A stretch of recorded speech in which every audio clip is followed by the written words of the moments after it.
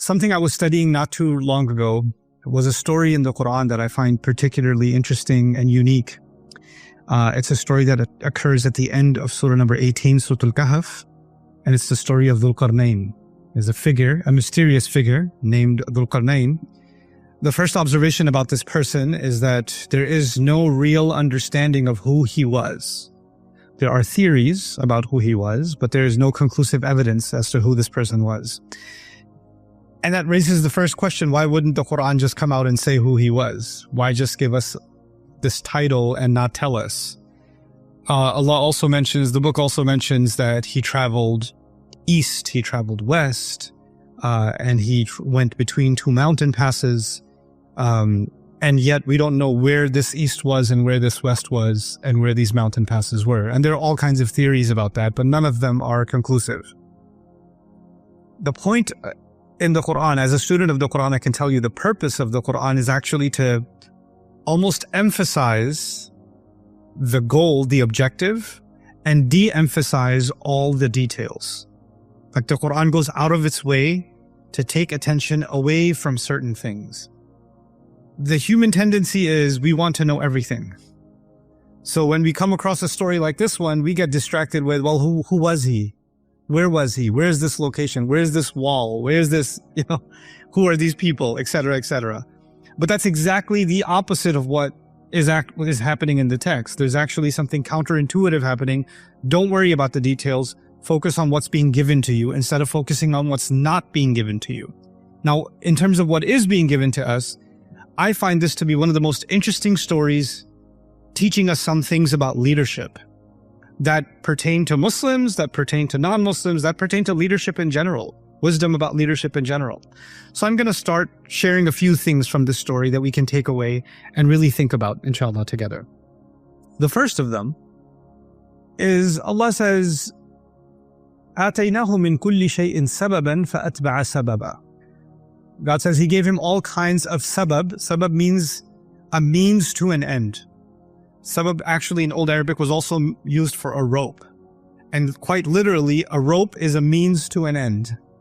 Right? The rope in a well is a means to get to the bucket, isn't it?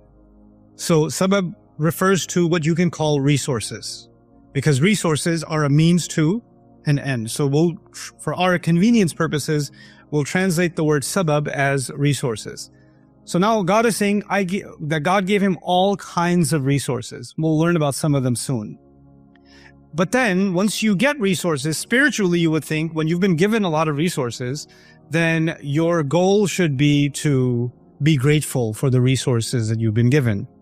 For instance, my health is a resource. My intelligence is a resource. My income is a resource. These are all gifts from God, and therefore I should just be grateful. The spiritual reaction to these gifts should be gratitude.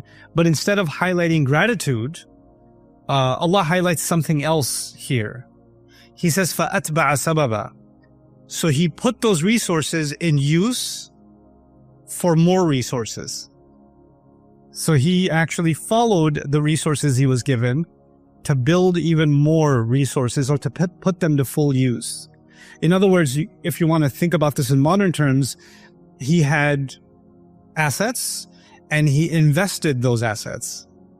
He had resources and He invested further those resources. That's what He was doing. Now this sounds like it's almost materialistic. Don't you have enough? You should be grateful for what you have. Why are you doing any more than what you have? Why are you interested in growth? Why are you interested in building more and more and more and pursuing more resources? You find the answer to that elsewhere in the Quran, where Allah says about Dawood, there's few people in the Quran that are extremely wealthy and powerful, right? So there are figures in the Quran that are very poor and powerless. And there are figures in the Quran that are very wealthy and powerful, and Dawood is one of them. Wealthy and powerful. He has kingdom, vast kingdom. And Allah says something interesting about Dawood. He said, "I'malu ala Dawuda shukra." Do gratitude. Instead of saying be grateful, He said do gratitude. What that means is the power, the wealth, the resources that he was given, the influence that he was given, when he was using that influence to create more positive change, to do more, he was actually doing an act of gratitude. Now let's step back before we go any further in the story.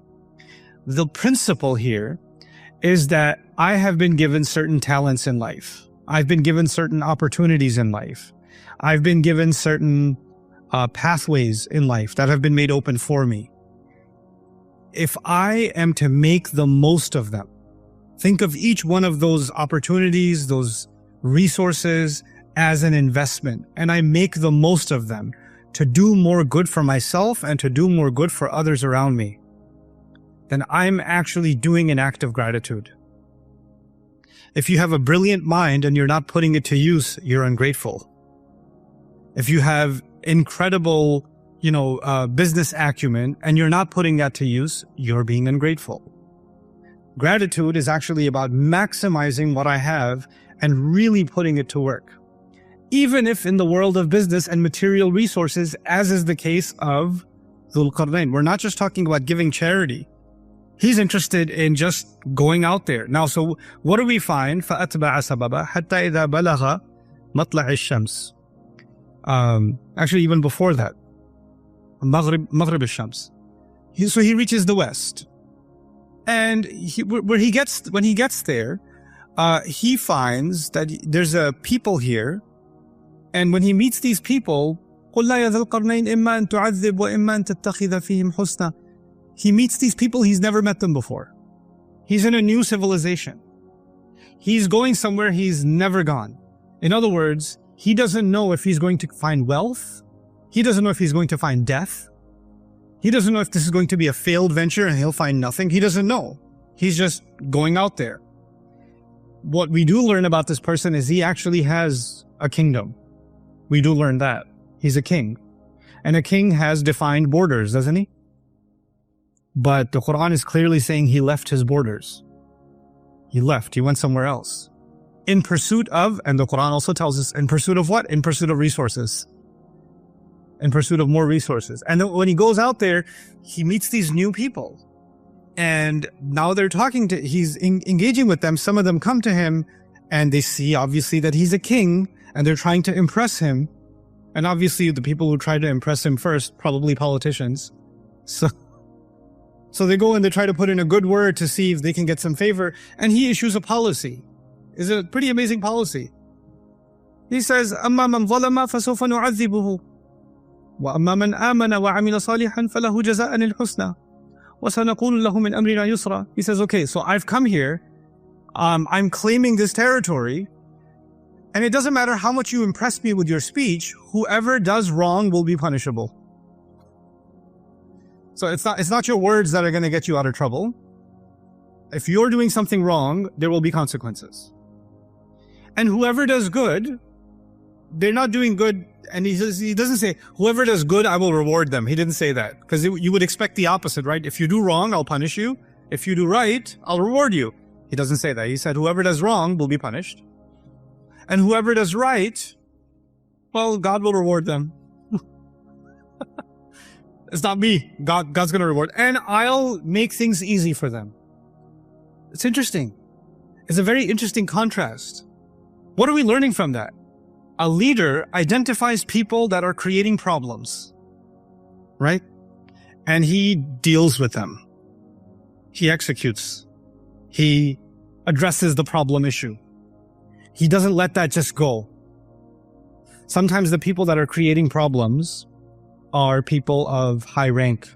Sometimes people that are creating problems are, they're creating problems for someone else, not for you.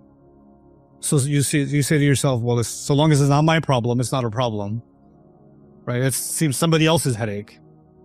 But they're not creating a problem for him. They're creating problems for others. And he's saying, if I see you harming anybody else, you're going to have to deal with me.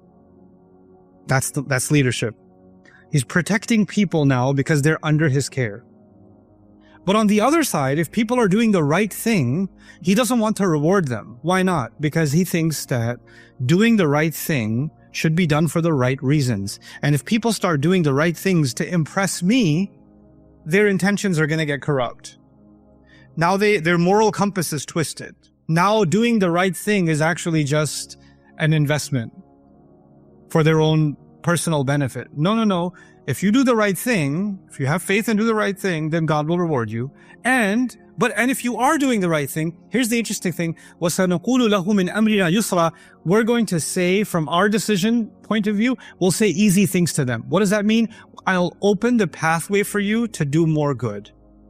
Now, what does that mean for you and me? It means if I'm a leader and I know somebody's doing good work, and then they come up to me and they say, I have this idea. I think it can really benefit the company.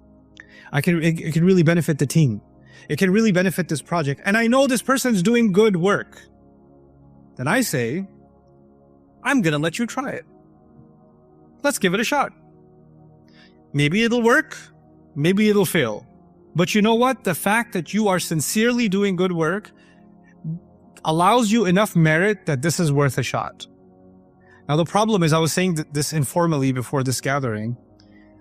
I run a company, and that company's gone through downsizing and upsizing. It was bloated at one point. It was smaller at one point. And I've had all kinds of interesting experiences in business. And one of the business challenges in any organization that gets big is that it becomes less flexible. It has multiple departments. Every department has its own group. Every group has their own egos, because we're all human beings, right? And when somebody is in a, and then there's a hierarchy. So if I'm at the top of the hierarchy, then there are my executives and the managers and whoever else. And there's a pyramid, and I'm the pharaoh on top of the pyramid, right? I'm the pharaoh on top.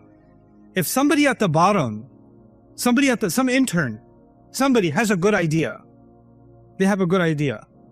They now have to go to the ego right above them, and then the ego right above them, and then finally make it to me. Most likely, what's going to happen to that idea? Most likely, it will die. That idea could have brought millions in savings. That idea could have opened up an entire different sector of the market in business. It could have. It had that potential. But because that idea was coming from someone who doesn't really count, they're at the bottom. Or that idea was being presented by someone that other people feel insecure about. Because when somebody starts working really hard, they start making other people that are not working hard look bad. Right? And when someone has a lot of ideas and a lot of enthusiasm in the same department as somebody else who just likes to come and sit down and then make sure their pens are in color order and their notebooks are aligned properly, and then they go, time for my morning latte, right? They have this routine, they have their process, right? And when someone comes along and says, new idea, oh my God, this is so exciting. Can you just breathe a second? Let me just have my morning routine finished, because you're causing me a little bit of anxiety. I think the other employees are getting a little anxious around you. If you could just calm down a little bit, because the rest of us are worried. Nobody else is worried. You're just comfortable being lazy. And now you're insecure about someone who's not being lazy. And so the one who actually has energy and enthusiasm is being quietly, directly, sometimes indirectly being encouraged to not be so active, to not have that many. Nobody really needs to hear your ideas, okay? I graduated from this university. I have a master's degree. I have 20 years of experience. And believe me, that's not a good idea. No, I don't believe you. I don't believe you. The reason you're saying that is because you're scared that new ideas can come and take hold. And if new ideas take hold, change might come. And human beings, sometimes they're not interested in growth. They're not interested in exploring new territory to use the resources to their maximum ability. Sometimes human beings just want things to stay exactly the same, because you're comfortable with familiar. The familiar is comfortable. The new is uncomfortable. What is leadership? Leadership is, I'm going to explore new territory. What else is leadership? I'm going to find people that are trying to do good things, and I'm going to make their pathway easy for them. So that what I'm doing at the top, I'm also allowing that to happen at the bottom. I'm creating that avenue. And of course, that is trial and error. Most new ideas fail. That's a reality. That's the reality of new ideas. Most of them fail. But if you create a culture of, we're going to explore, we're going to improve, we're going to energize, there's actually a connection being made between the top and the bottom as if they're thinking the same way. Fatbah. So this is the first place he stopped. He made 3 stops. Many of you know the story. He made 3 stops. The second stop is even more interesting. He gets somewhere where the sun rises, matla'i shams, and he finds people, lam naj'al lahum min duniha sitra. He finds people that are so backwards, they're so primitive, they don't even know basic architecture. So they don't even have roofs over their homes. They don't have a way of protecting themselves from the open sun. That's how backwards they are. That's how primitive they are. So we already know his policy for the first place he went. He went and he said, this is my policy. People that are making trouble, I will deal with them directly. And people that are doing good, I will make ease for them. I'll open the pathway for them. What's his policy going to be now? Allah says, كَذَلِكَ. He just let them be as they were. He left them alone.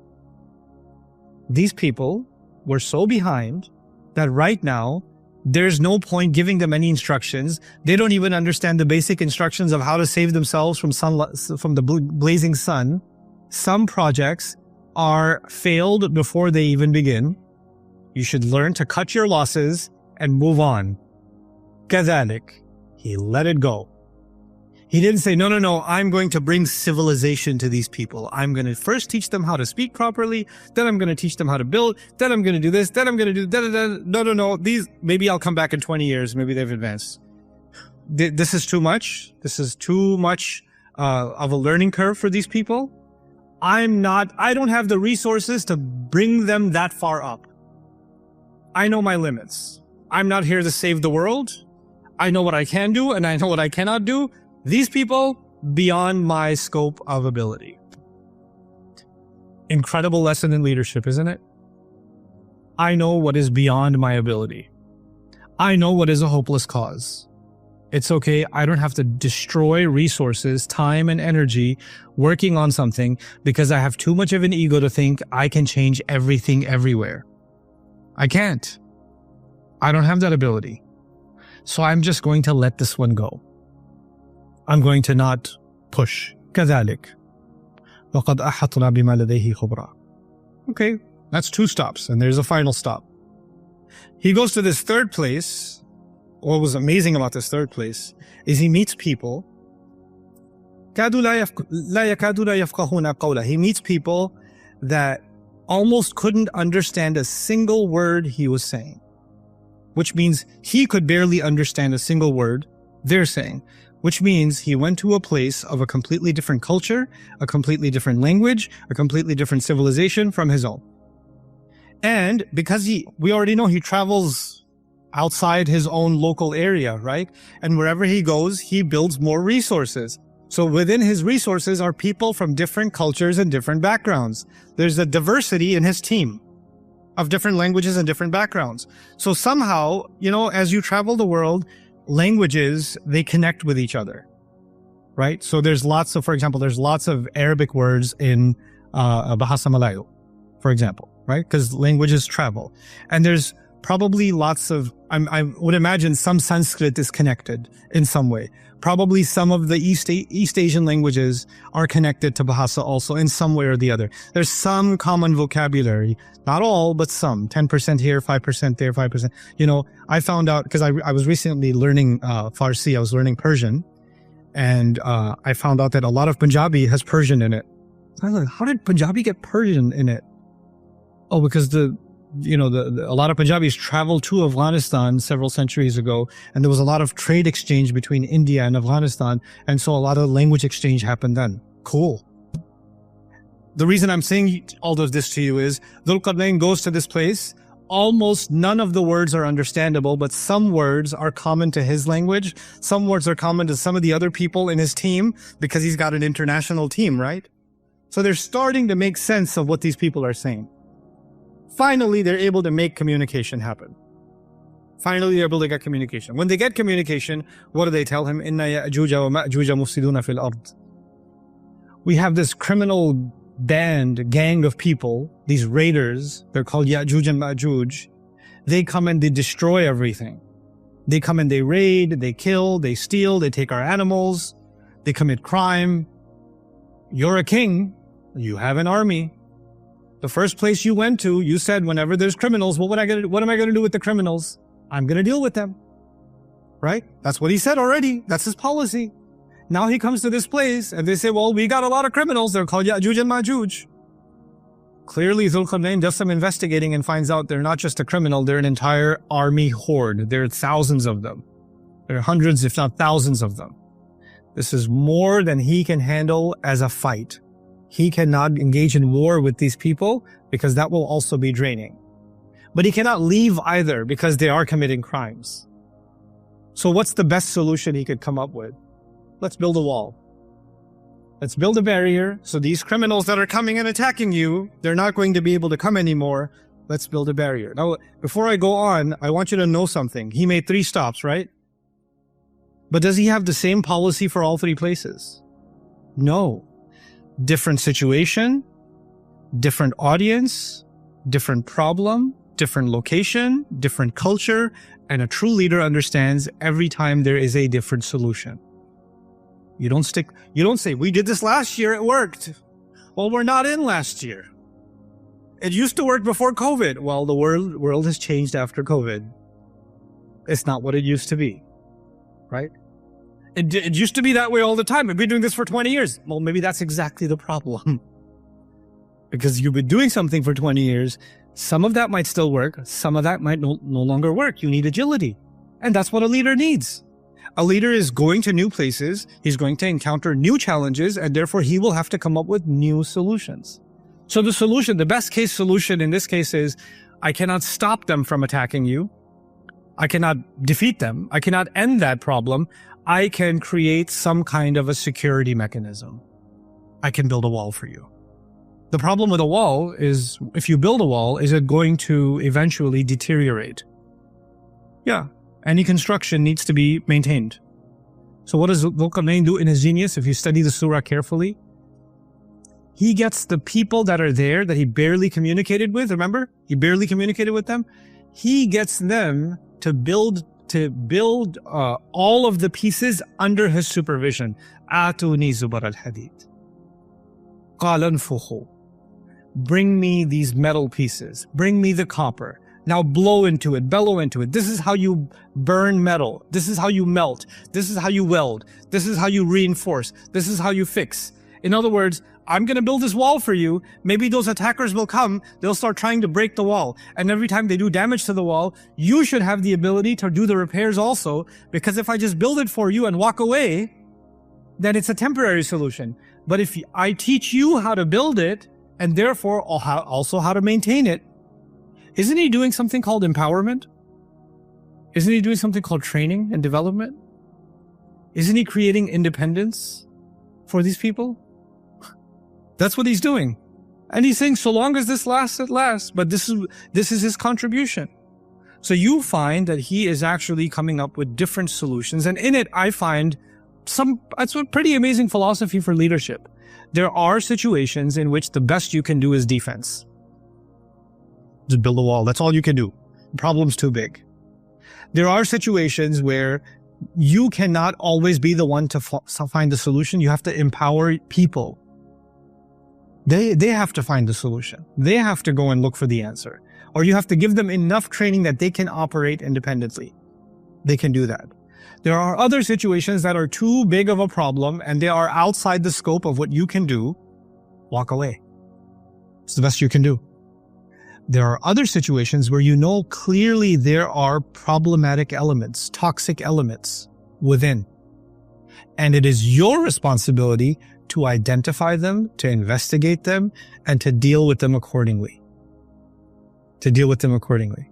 And then as a leader, I'm working backwards.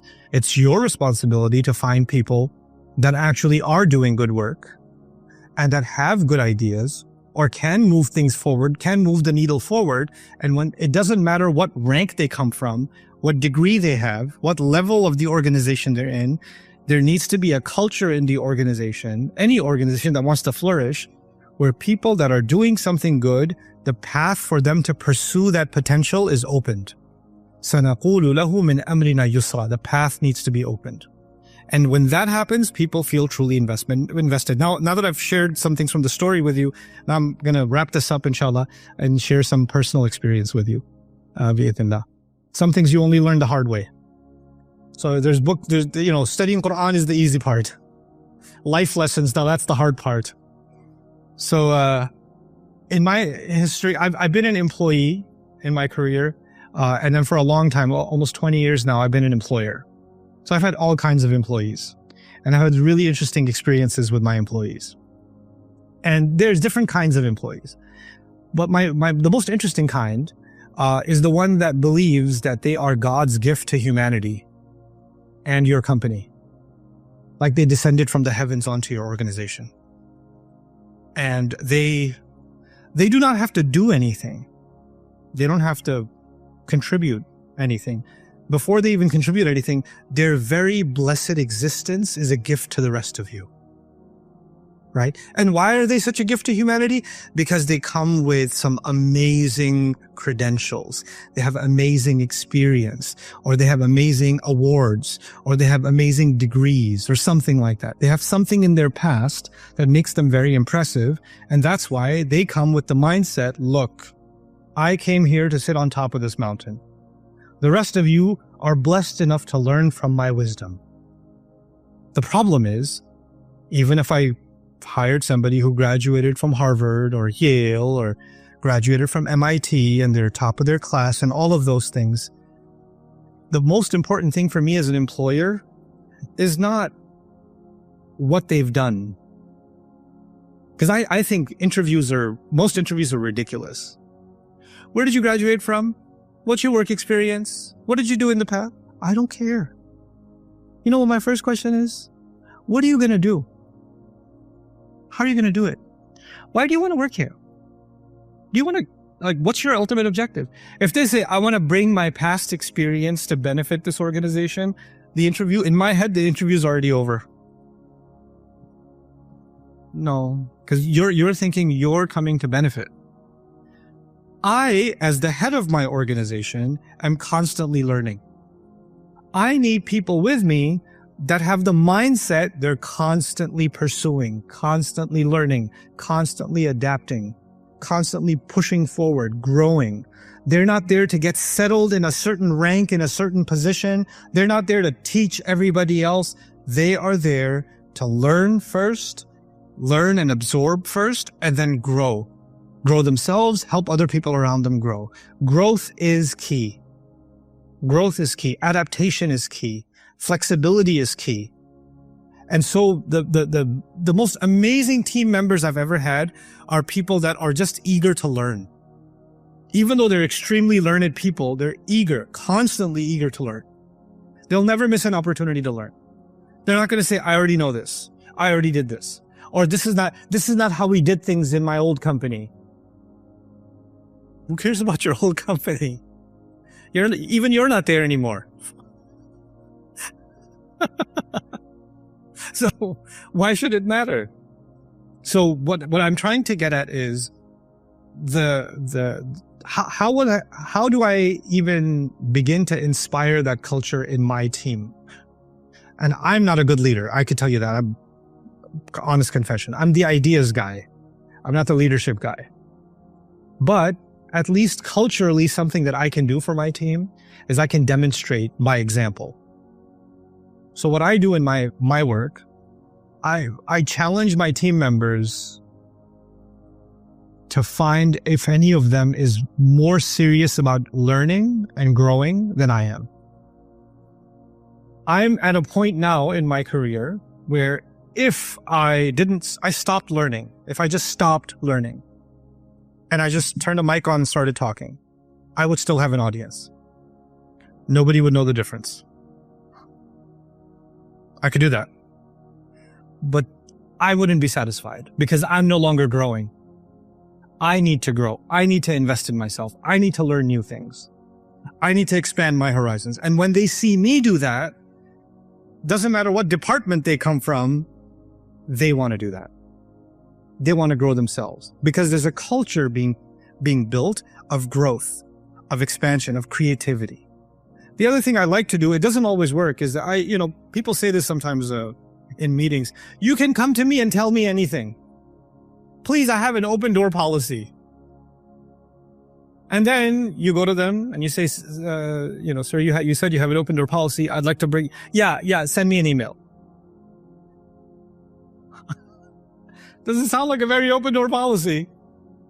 Or you try to explain the problem and say, actually, you don't understand. Let me explain to you why your problem isn't even a problem and you're the problem. So on the one hand, you're saying open door policy, but actually the moment somebody walks into that door, they walk into a blender and they come out juice. Right? That's not really an open door policy. An open door policy means hey, I need to talk to you about something. Okay, talk to me. Talk to me. Level with me. I respect, in my entire organization, I respect people who can speak to me directly, speak to me frankly, not disrespectfully, but frankly, and leave the rank at the door. They're not talking to me as the CEO. They're talking to me as someone equally concerned about the organization. So they're just bringing up their concern. And they don't have to have some kind of, oh my God, it's the start, I have to... No. We're just having a conversation. The conversation isn't about my ego. It's not about respect. It's about the work. And here's what's working and here's what's not working.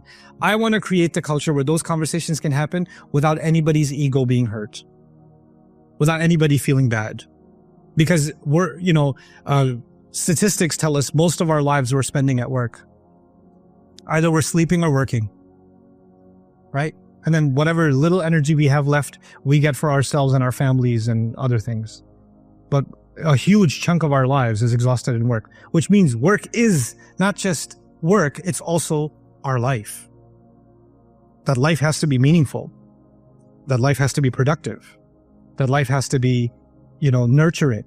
And so, we have to build that. And last thing I'll say about, I kept saying good ideas.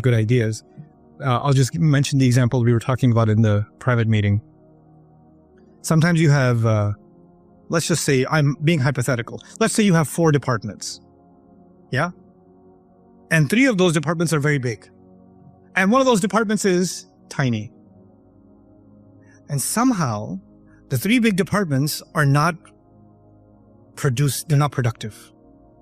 They're not doing what they should. They've been there a long time and they accomplished a lot in the past, but now they've slowed down and things aren't going as well, or they're stalling, right? And then you have this little tiny department, the extra department, the department. They get the office next to the bathroom, that department. And somehow they did something that showed a lot of growth potential. It showed some growth. Now you're like, If you're a good leader and you see something has potential, what do? You say, let's inject some fuel into this small department. Let's see how far we can take this. Let's see if we can grow this. Because growth can come from unexpected ways. COVID taught us that, right? It can come in unexpected ways. Okay. So now you decide to put some time, energy, resources, attention, investment into the smallest department. You tell me, take a guess. Who starts getting nervous when you invest in the small department? The 3 big departments. What are you doing? That's a waste of resources. You know how small they are? I've been here for 20 years. We've been doing this way for a long time. You know what happens? Sometimes the biggest obstacle to growth are people who want to keep things from growing. Without realizing that all 4 departments, that's like saying this hand is able to do something, or my right hand is able to do something my left hand is not able to do.